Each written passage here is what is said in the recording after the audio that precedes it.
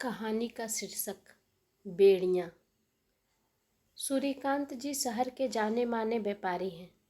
उनका व्यापार पूरे शहर में फैला हुआ है।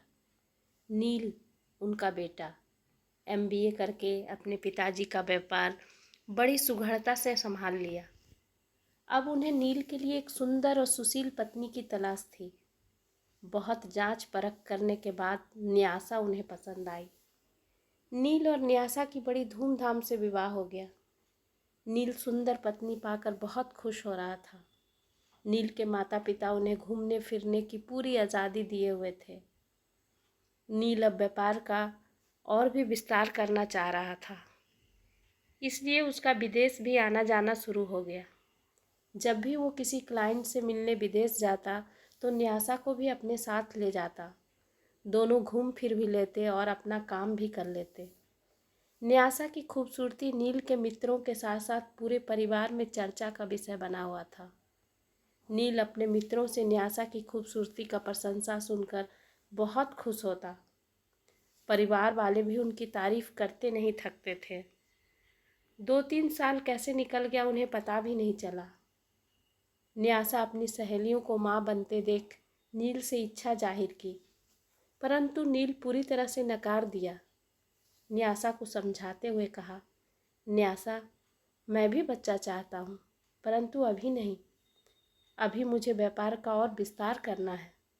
बच्चे लाकर मैं अपने पाँव में बेड़ियाँ नहीं लगाना चाहता हूँ। न्यासा उसे समझाई, बच्चे बेड़ियाँ नहीं होते हैं नील, वो हमारे भविष्य होते हैं। वो हमारे रिश्ते को और मजबूत कर देगा। नील उसे समझाते हुए कहा, मैं अपनी आज़ादी को खोना नहीं चाहता हूँ। तुम्हारे साथ बिना किसी बंधन के हमेशा घूमते फिरते रहना चाहता हूँ। ये सुनकर न्यासा बोली, तो हम लोग माँ पिताजी कभी नहीं बनेंगे? नील उसे अपनी ओर खींचते हुए बोला, अरे यार, तुम बस एक बात को लेकर बैठ जाती हो। बनेंगे ना, जरूर बनेंगे, पर अभी नहीं। न्यासा चुप हो गई। एक बार न्यासा अपने सास ससुर से इस बारे में बात की तो उसकी सासू माँ बोली, इसमें हम लोग क्या बोलें, ये तुम लोगों के बीच की बात है, हमारा कुछ कहना सही नहीं रहेगा। न्यासा बच्चे के बारे में बात करना छोड़ दी। न्यासा रोज़मर्रा की ज़िंदगी में अपने आप को व्यस्त कर ली। नील अपने व्यापार का विस्तार विदेश में भी अच्छा खासा कर लिया। न्यासा का तबीयत कुछ दिनों से ठीक नहीं था, इसलिए अब की बार नील के साथ न्यासा नहीं गई थी। वो बिना बताए डॉक्टर के पास गई तो उसे पता चला कि माँ बनने वाली है।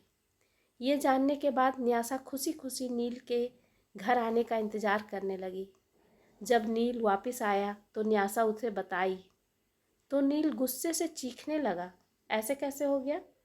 मैंने तो प्रोटेक्शन लिया था।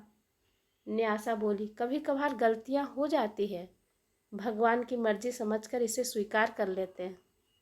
नील न्यासा को झकझोरते हुए बोला, देखो, मेरे सारे दोस्तों की पत्नियों को माँ बनने के बाद कितनी व्यस्त हो गई है, और अपनी सहेलियों को भी देखो कैसी थी और कैसी हो गई है। पहले कितने मज़े से पार्टियाँ करती थी और अब उनके पास अपने लिए समय नहीं है। और तो और, इस बात पर तुम ध्यान दी हो कि माँ बनने के बाद उनका शारीरिक बनावट कितना बेढब हो गया है? मैं तुम्हें ऐसे नहीं देख सकता हूँ। मैं चाहता हूँ तुम यूं ही हमेशा खूबसूरत बनी रहो। और फिर अपने गुस्से को संभालते हुए न्यासा को बड़े प्यार से मनाकर अस्पताल चलने बोला। न्यासा अपनी सासू माँ को सभी बातें बताई तो उसकी सासू माँ भी अपने बेटे के पक्ष में ही बोली, अरे तुम्हारा अभी उम्र ही क्या हुआ है, इतना उदास होने की ज़रूरत नहीं है, नील का मन रख लो बेटा। और सभी लोग समझा बुझा कर न्यासा का गर्भपात करवा दिए। न्यासा उदास रहने लगी। उसका बुझा हुआ चेहरा देखकर नील उसे मनाने का भरपूर प्रयास कर रहा था। शॉपिंग, पार्टी और घूमना फिरा कर न्यासा को मना लिया। न्यासा धीरे धीरे अपने आप को व्यस्त रखने लगी। नई नई सहेलियां बना ली, क्योंकि उसकी पुरानी सहेली अपने परिवार में व्यस्त हो गई थी। क्लब ज्वाइन कर ली थी। न्यासा अब दिन भर घर से बाहर रहने लगी। न्यासा द्वारा बच्चे की जिद छोड़ देने के कारण नील बहुत खुश रहने लगा।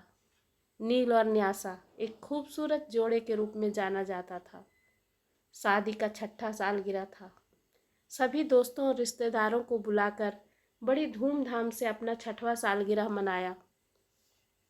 न्यासा की कई सहेलियां नील की तारीफ करते हुए न्यासा से बोली, कितना अच्छा पति पाई हो यार, तुम्हें बच्चे परिवार के झंझट से दूर रखा है, और एक हम लोग हैं, अपनी ज़िंदगी तो जिए ही नहीं। न्यासा भी अब अपनी पुरानी सहेलियों को यूं बच्चों में उलझे हुए देखकर सोच रही थी कि नील सही था। मैं बेकार ही बच्चे की जिद कर रही थी। साथ ही अपने सहेलियों का शारीरिक बनावट देखकर पहले अपने आप को आईने में निहारी, फिर एक नज़र अपने सहेलियों पर डाली। फिर सोचने लगी, नील ने तो मुझे बचा लिया। समारोह के बाद न्यासा कुछ ज़्यादा ही प्यार बरसा रही थी नील पर। नील हंसते हुए बोला, क्या बात है, आज कुछ ज़्यादा ही प्यार छलका रही। न्यासा उसके होठों को चूमते हुए बोली, थैंक यू। किस लिए? न्यासा कुछ बोली नहीं, बस शरारत से मुस्कुरा दी। जिंदगी आराम से कटने लगा। 7-8 महीने बाद अचानक से नील का तबीयत खराब हो गया। अस्पताल ले जाया गया तो जांच के बाद पता चला कि नील को जानलेवा बीमारी है, कैंसर। शायद इसका वजह ज़्यादा से ज़्यादा अनावश्यक खान पान हो सकता है, और वो भी अंतिम चरण में। अब कुछ किया नहीं जा सकता है।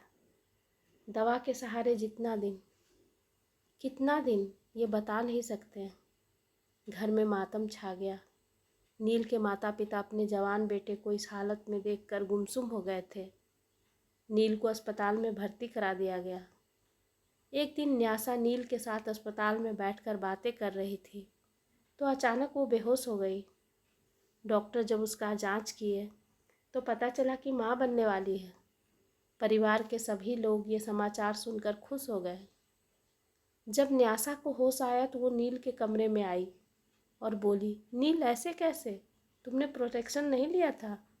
नील खुश होते हुए बोला, अच्छा है ना, एक गलती के वजह से अब मैं मरने से पहले अपने बच्चे को देख पाऊंगा।